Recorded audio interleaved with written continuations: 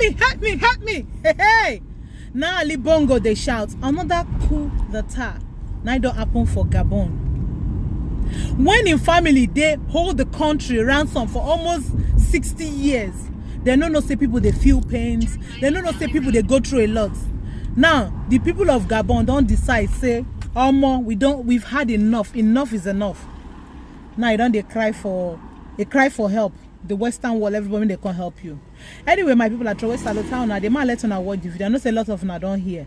So another one don't happen for Gabon. Meanwhile, when a president, when he come, he tells us he come now. He don't be ECOWAS chairman. Say he no go tolerate any coup and everything. As he come, he don't even reach how many months. It just happen. Ta ta ta ta ta ta. Guys, when I watch the video, now know what's next. Help me snatch the thing, run. Let me share them. Make other people see. Drop your comments. We don't know who is next. I go see now for the next updates. Bye bye. De défendre la paix en mettant fin au régime en place. The Gabonese military just seized power in Gabon in the early hours of today. The military coup effectively ends 53 years' grip on power by the Bongo family. This is coming a few hours after the announcement of the presidential election results. In the results, Ali Bongo, the incumbent president, scored about 65% of the votes, and his main challenger scored about 30%. Remember that the internet was shut down in Gabon during the presidential election. For people to be posting videos about the coup from Gabon, they've restored the internet connection. It's not clear if it's the military that gave the order or the deposed government led by Ali Bongo.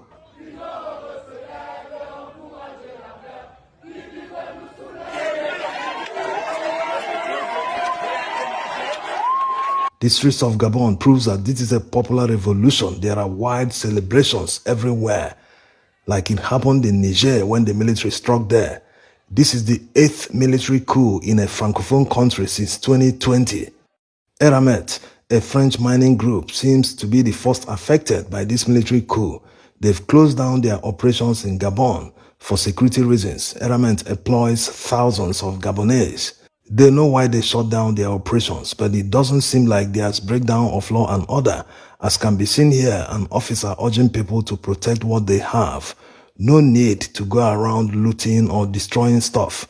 If people are against the government because of corruption and mismanagement of their resources, they should be happy with the revolution and not behave like the politicians that were deposed by looting and damaging property. Meanwhile, reactions are coming from all quarters. The European Union, in reacting to the military coup in Gabon, said that the coup will increase instability in the region. France said that they are studying the situation. They advised their citizens to limit their movement.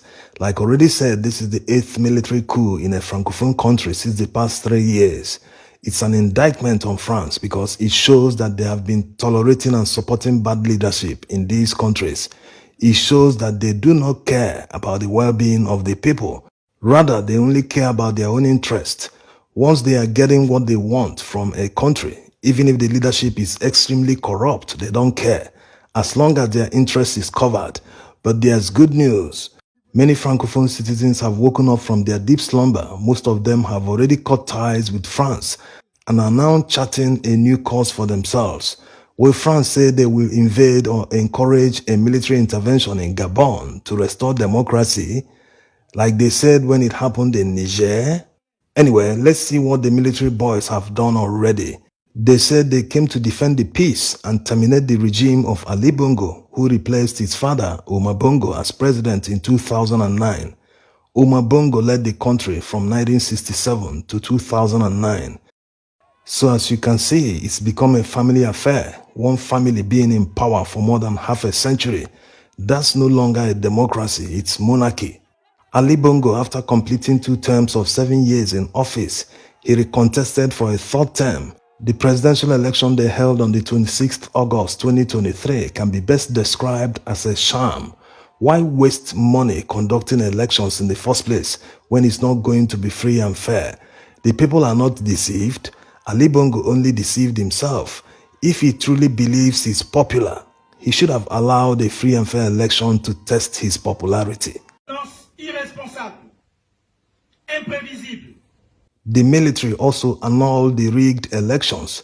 In giving one of the reasons they struck, they said the irresponsible governance has led to a deterioration of social cohesion. which has the potential to lead the country to chaos. And as usual with all military coups, they closed all borders until further notice.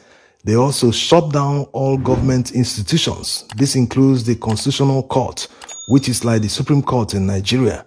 Their Senate and National Assembly all are dissolved, including all government agencies. They've also announced a curfew. The whereabouts of Ali Bongo are unknown at the moment. African leaders don't make it easy for themselves and their citizens. Look at Ali Bongo. Despite suffering a stroke in 2018, it would have been reasonable for him to just serve out his remaining term in office and retire. But no, it's only him, and it must be him that must contest and become the president of Gabon. African politicians make military coups inevitable. Are we talking about how he embezzled and wasted money on frivolities? Imagine importing fake snow just to celebrate Christmas. Imagine inviting celebrities like Lionel Messi and paying him millions of dollars just to lay foundation of a stadium and open their family restaurant in Gabon. When a third of their citizens are poor in a country of 2.4 million, 2.4 million is not even up to the population of one state in Nigeria. With all the billions of dollars they earn from crude oil annually, no one should be poor in Gabon.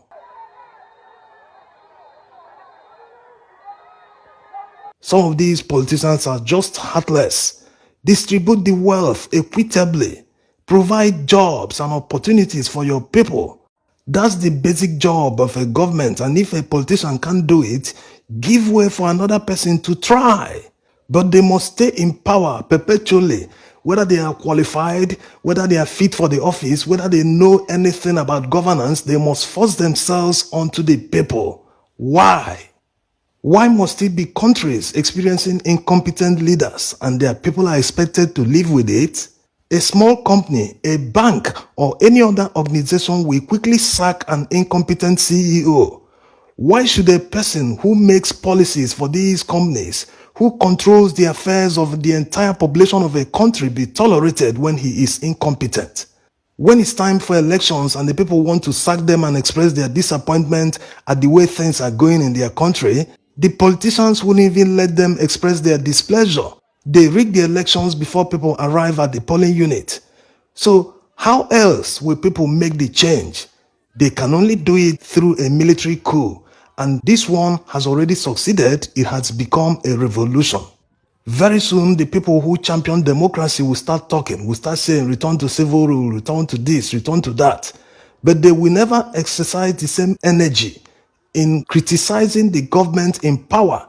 When they were embezzling the funds of the citizens, when they were wasting their resources, they never gave advice. They never said, no, your country should look like Dubai. You have a small country, a very small population. You can even afford to pay them social security. But no, everything has to be about one person. It has to be about one family. What about others? The inequality creates a chaotic atmosphere. People won't be happy seeing the rich working amongst the poor. When there is no equal opportunity, when there is serious inequality in the society, it breeds crime and break of law and order, which will ultimately lead to a revolution.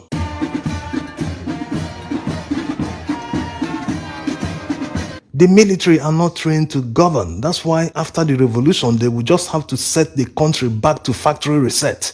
Make sure that all institutions of government work as they should do.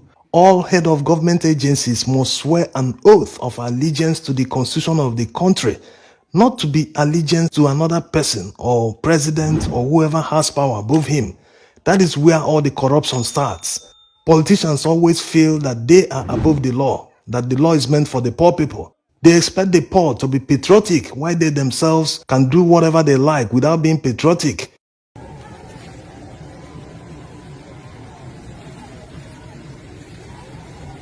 Here, it seems Ali Bongo is using foreign security for his protection. If he doesn't believe in his own countrymen to protect him, then there's a problem. A politician will tell the citizens to buy locally made goods to grow the economy, but they themselves, they will be spending money on foreign-made luxury goods and growing the economy of foreign countries. The worst part is the audacity in rigging elections. After all they do in office, they fail to uplift the economy, they fail to uplift the country in any single metric of human development. When it's time for election and people are about to go and sack them and express their displeasure with how things are going, they still rig that election to perpetuate their stay in power. This is the problem. You can't do the job. You can't allow another person to do the job. You're there. You don't want to leave. You don't want to give way. There's strife everywhere. There's hunger. There is chaos. It makes a military coup inevitable. It's a cause and effect.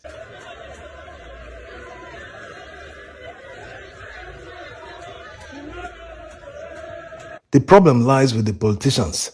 If they deliver good governance and dividends of democracy to the people they govern, there won't be strife in their country. There won't be much opposition because they are doing the job. Naturally, there must be opposition, but they don't need to shut down their voice. They don't need to suppress them like they do in most of these countries. In a democracy, everyone has the right of free speech. You have the right to criticize the government, to put them in shape. A responsible government must learn from opposition because when you are criticized, you learn your faults, you correct them. It's a wonder that a third of 2.4 million Gabonese are still poor despite all the huge oil revenue and other resources. This is unacceptable. There's no acceptable reason for that many poor people in Gabon. Now, the military have come to do what the politicians failed to do in Gabon. Who knows where the military will be forced to intervene again in Africa to sort the mess of the politicians. Because people just criticize military coups without addressing the cause. It is the politicians that invite the military unknowingly. Because when you fail to deliver good governance and allow free and fair elections, everything is about you, your family. You see the country as your personal estate. Why won't the military intervene? It's natural. So we'll keep you updated on future happenings in Gabon and other parts of Africa. Thanks for watching. And I'm to send a message to all the friends that we have all over the world to tell them to make noise, For the people here have arrested me and my family. My son is somewhere, my wife is in another place, and I'm at the residence. Right now, I'm in the residence and nothing is happening. I don't know what's going on. So I'm calling you to make noise, really. I'm thanking you.